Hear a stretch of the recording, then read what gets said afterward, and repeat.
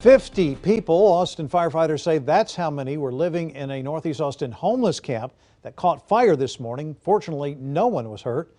You can see from the air the camp is pretty well hidden under the roadway and obscured by thick trees just outside. A lot of junk there. East Anderson Lane has been closed off much of the day as TxDOT crews make sure it's safe to drive. KXAN Investigator Kevin Clark is there live near 183 and Anderson Lane. And Kevin, firefighters tell you that this was a dangerous situation for them as well.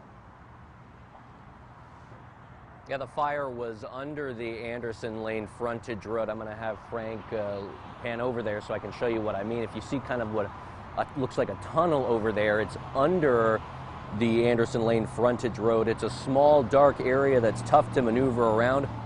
And firefighters also tell me putting out the hot spots was a challenge because of all the debris and drug paraphernalia down there. A look under East Anderson Lane shows where dozens of people were living. Generators, propane tanks, and a lot of flammable debris, all in a confined space. Our people have known about it for quite some time because we come down here for medical calls a lot. We've always feared there being a fire.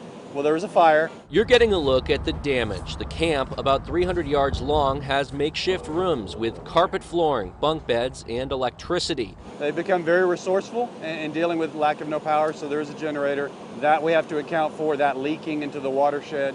Firefighters are down here so often, they've given it a nickname. Our firefighters in this area euphemistically call it the catacombs. A reference to underground tunnels in Paris, where human remains are buried. They're here a lot on medical calls.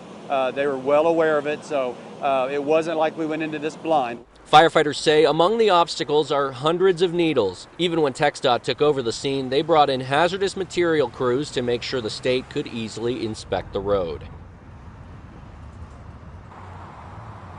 Now, this is city-owned property, so it's not an area TxDOT would work to clean up.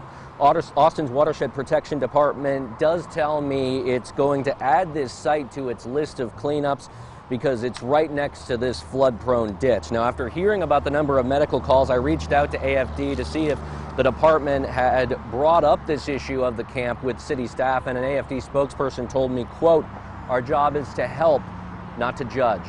Kevin Clark, KXAN News.